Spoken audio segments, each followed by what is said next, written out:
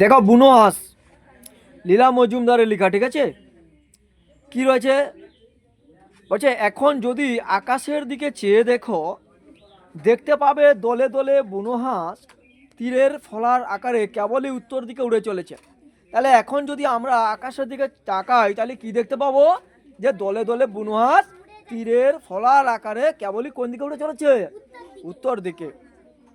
কেউ এত উঁচুতে উড়ছে যে কোনো শব্দ নেই, কারো শুধু ডানার শোঁ শোঁ শোনা যাচ্ছে, আবার কেউ বা বলছে গাঁক গাঁক গাঁক। ওরা গরম দেশে শীত কাটিয়ে এখন শীতের শেষে আবার নিজেদের দেশে ফিরে যাচ্ছে। তাহলে তারা নিজেদের দেশে ফিরে যাচ্ছে কোন সময় বলো? শীতের শেষে। দেখে বলো, বইটির দিকে তাকাও, শীতের শেষে, ঠিক আছে?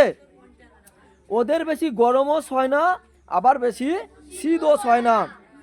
কেউ কেউ হিমালয়ের উত্তর দিক থেকে বরফের পাহাড় পেরিয়ে আসে, অনেকে নাকি ভারতের মাটি পার হয়ে সমুদ্রের ওপর দিয়ে উড়ে ছোট ছোট দ্বীপে গিয়ে নামে। সেখানে মানুষের বাস নেই, নিরাপদে তাদের শীত কাটে। তাহলে তাদের শীত কিভাবে কাটে? নিরাপদে। এইগুলা দাগিয়ে রাখো, এইগুলো পরীক্ষাতে প্রশ্ন আসে, ঠিক আছে? তারপরে দেখো, পৃথিবীর দক্ষিণের আধখানায় আমাদের শীতের সময় গরম, আবার আমাদের গরমের সময় শীত। তারপরে দেখো ভিভিআই কোশ্চেন, এটা দাগিয়ে রাখো, যে লাদাখের একটা বরফে ঢাকা নির্জন জায়গাতে আমাদের জওয়ানদের একটা ঘাঁটি ছিল। পরীক্ষায় প্রশ্ন আসবে যে জওয়ানদের ঘাঁটি কোথায় আছে?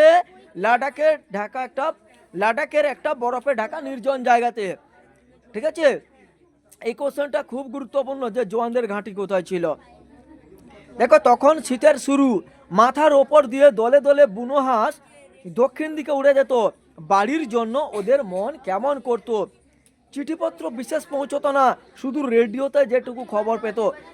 তখন এত চিঠিপত্র ছিল না, ঠিক আছে? এক সময় ছিল, এখনো চিঠিপত্র সেরকম নাই, অল্প আছে। এখন সবাই কি হচ্ছে? মোবাইল ফোনে যোগাযোগ করছে, তাই না? আর আগের সময় চিঠিপত্র থাকতো, কিন্তু পৌঁছাতে অনেক সময় লাগতো। তাই সে সময় ব্যবহার করা তো কি? রেডিও। তোমরা রেডিও দেখেছো? হ্যাঁ, বাহ।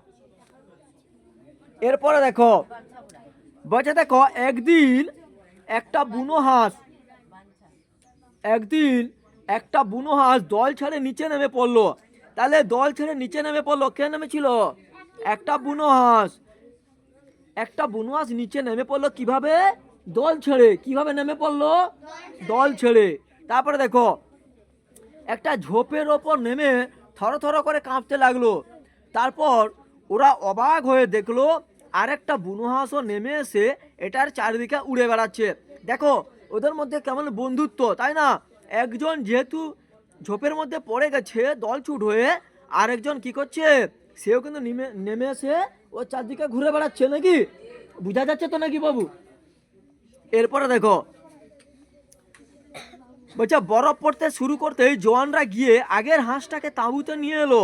অন্য হাঁসটা প্রথমে তেড়ে এসেছিল, তারপর ওদের সঙ্গে সঙ্গে নিজেই গিয়ে তাঁবুতে ঢুকলো। তাহলে বরফ পড়া শুরু করছে, আর সেই সময় সেখানে কারা ছিল? জওয়ানরা।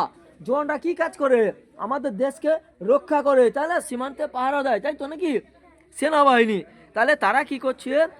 বরফ যখন পড়া শুরু করলো, ওই আগের হাঁসটা যেটা জখম হয়েছিল, ঠিক আছে, আগে নেমে এসেছিল, তাকে নিয়ে তাঁবুতে নিয়ে এলো। আর অন্য যে হাঁসটা ছিল সে কি করছে? তাদেরকে একটু তাড়া করেছিল। তারপর ওদের সঙ্গে সঙ্গে নিয়েই গিয়ে তাঁবুতে ঢুকলো। বলছে ভিতরে ছেড়ে দিতেই দেখা গেল প্রথম হাঁসটার ডানা জখম হয়েছে। তাহলে প্রথম হাঁসটার ডানা কি হয়েছে? জখম হয়েছে। তাহলে এই যে প্রথম হাঁসটা নেমে এসেছিল কি কারণে? তার ডানা জখম হয়েছিল, তাই নেমে এসেছিল, তাই তো নাকি? তারপরে দেখো, তাই বেচারি উঠতে পারছিল না। জওয়ানদের মুরগি রাখার খালি জায়গা ছিল। তাহলে জওয়ানদের মুরগি রাখার কি ছিল? খালি জায়গা ছিল, সেখানে বুনো হাঁসদের রাখা হলো। তাহলে বুনো হাঁসদের কোথায় রাখা হলো? না, যেখানে জওয়ানদের মুরগি রাখার খালি জায়গা ছিল সেখানে বুনো হাঁসদের রাখা হলো। এরপরে তাদের কি খেতে দেওয়া হলো? দেখো এইগুলা দাগিয়ে রাখো, এইগুলো পরীক্ষায় প্রশ্ন আসবে। হ্যাঁ, দেখো টিনের মাছ, তরকারি, ভুট্টা, ভাত, ফলের কুচি, এই সব খেত। তাহলে বুনো হাঁসদের কি কি খাবার দেওয়া হতো? টিনের মাছ, তরকারি, ভুট্টা, ভাত, আর কি গো বলো? ফলের কুচি। কি দাও তো? ফলের কুচি। তারপরে ওদের দেখাশোনা করা জোয়ানদের একটা আনন্দের কাজ হয়ে উঠলো। তাহলে জোয়ানদের আনন্দের কাজ কি হয়ে দাঁড়ালো? ওদের দেখাশোনা করা। ঠিক আছে। পরের হাঁসটা ইচ্ছা করলেই উড়ে চলে যেতে পারতো, কিন্তু সঙ্গীকে ছেড়ে গেল না, তাই না? সারা শীতকাল দুজনে ওখানে থেকে গেল। আস্তে আস্তে হাঁসের ডানা সারলো। পরীক্ষায় প্রশ্ন আসবে, আস্তে আস্তে হাঁসের ড্যাশ সারলো, কি হবে? ডানা সারলো। তখন সে একটু একটু করে উঠতে চেষ্টা করতো। তাঁবুর ছাদ অবধি উঠে আবার ধূপ করে পড়ে যেত। তাহলে সে একটু উঠার চেষ্টা করছে, একটু উড়ে যেত আর একটু ধূপ করে পড়ে যেত, তাই না? এমনি করে সারা শীত দেখতে দেখতে কেটে গেল। নিচের পাহাড়ের বরফ গলতে শুরু করলো। আবার সবুজ ঝোপঝাপ দেখা গেল। নেড়া গাছে পাতার আর ফুলের কুঁড়ি ধরলো। প্রশ্ন থাকবে, নেড়া গাছে ড্যাশ আর ড্যাশ কুঁড়ি ধরলো, কি হবে? পাতার আর ফুলের কুঁড়ি ধরলো। তারপর পাখিরা আবার আসতে আরম্ভ করলো। এবার দক্ষিণ থেকে উত্তরে। দেশে ফিরে ওরা বাসা বাঁধবে, বাচ্চা তুলবে। তাহলে দেশে ফিরে ওরা কি করবে? বাসা বাঁধবে আর বাচ্চা তুলবে। এদের হাঁসরা আজকাল তাঁবুর বাইরে চড়তো, আর মাথার ওপর দিয়ে হাঁসের দল গেলেই চঞ্চল হয়ে উঠত। তারপর একদিন জোয়ানরা সকালের কাজ সেরে এসে দেখে হাঁস দুটি উড়ে চলে গেছে। আর কি হলো না, জোয়ানদের বাড়ি ফেরার সময় হয়ে এলো। বোঝা গেছে?